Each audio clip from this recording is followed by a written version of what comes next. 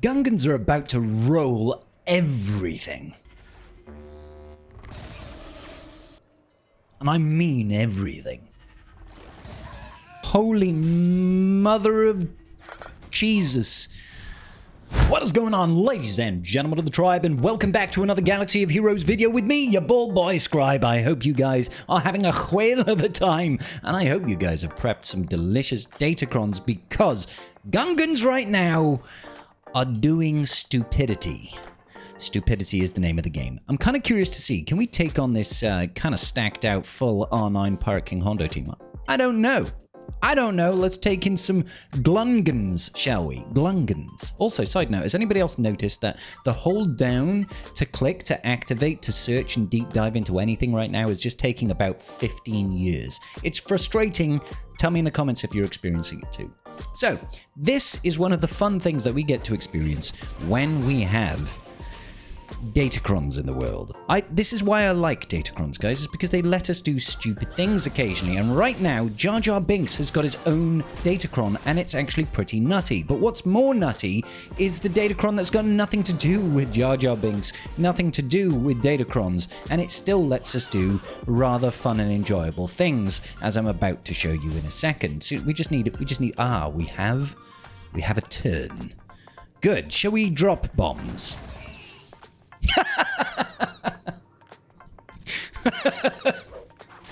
I mean, I just that team just kind of disappeared. That was all kinds of sweet.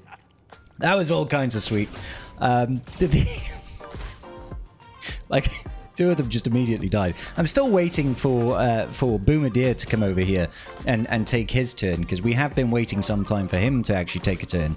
And try to finish off the rest of them over here. Here we go. Let's just pass it back round to Tarples. Balls on heads. Go kinda nutty, and let's call in our boy Boomer.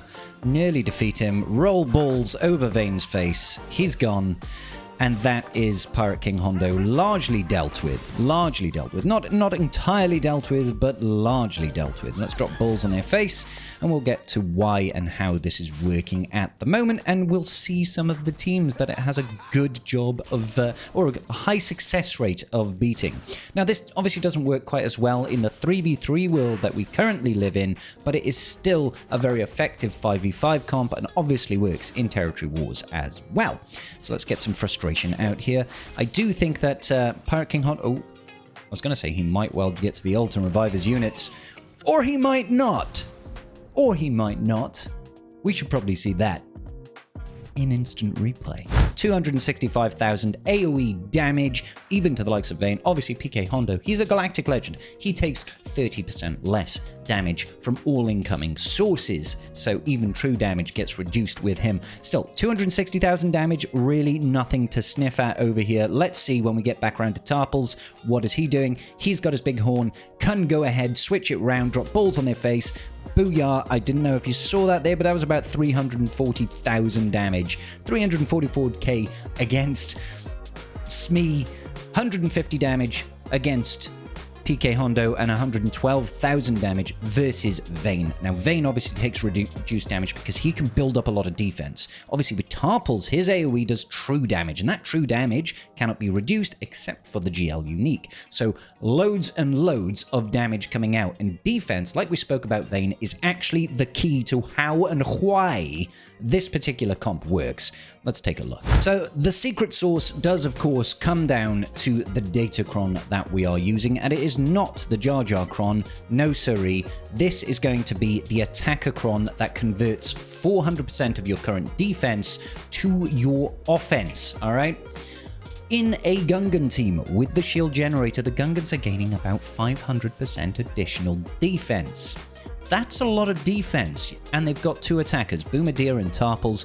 Both of those guys working together means if they take a turn, and you've got a Datacron like I have, which has got, some extra crit damage thrown on top, you're going to be doing absolutely redonkulous damage. So let's talk a little bit about optimizing this setup. Jar Jar Binks obviously wants to be fast. He obviously wants to have enough potency to land as many debuffs as he possibly can, because when it comes to Tarples and his big AoE, it does more damage based on the number of debuffs that are on the enemy team. So make sure you've got him somewhere decent. I've currently got him at 300 speed and 133% potency. You might have a bit more on the Datacron as well, but I would try to focus on additional levels of damage. It's a shame it doesn't have defense in the secondary stats for this one.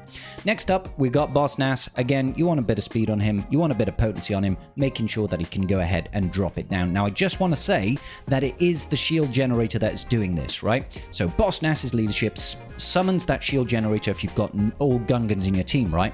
Whilst the shield generator is active, Gungan allies have the following benefits. 500% additional defense. That is the key there. All that defense converting to additional damage.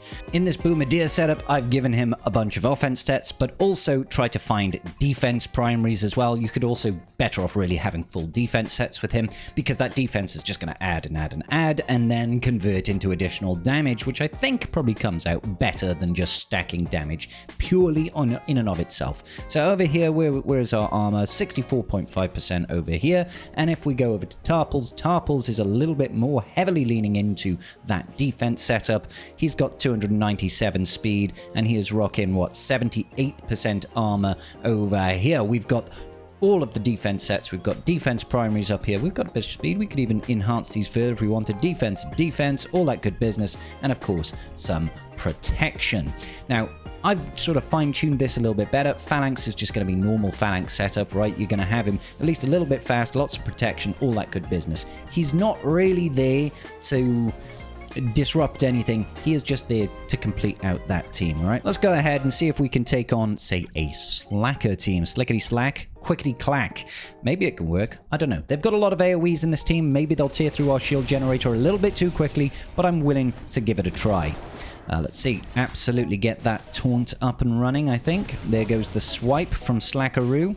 The counter-attack. We get the shock over there. That's rather nice. Let's see. Yeah, no, I'm quite happy to just motorboat here, get as many debuffs as possible, and let's put it to the one-time speed. I want to just drop balls on their... I said put it to the one-time speed. Drop balls on Slacker's face. Boom, the whole team dies. Oh my god. And then we can pass it right back over to Tarpals. More balls on people's faces. It's just beautiful, and I think I'll just call in Tarpals as well. Wow. That was ridiculous. That was just completely absurd, I've got to be honest. Completely absurd. A Leia squad, what do we think? Let's try and take on the Leia squad. Once again, same setup. Leia is a pretty good GL, you know, arguably we could call her probably the strongest overall competitive PvP-based galactic legend. I'd say that's pretty well understood and agreed upon as a metric. Let's just get some debuffs out. Oh, look at those debuffs. Look at those debuffs, how much damage? Drop the balls. Blue balls on Leia's face. Half the team dies. Pretty much everybody dies to... Oh gosh, and we've got the swap back around. Straight back over to our boy, Captain Tarpals. More balls dropping on the field. I don't know how she didn't die. What was that about? How come you didn't die? You failed. Should we just go in? Or I feel like we'll just get rid of Jin. She's just not dying for some reason. I don't know. Did we do too much damage to...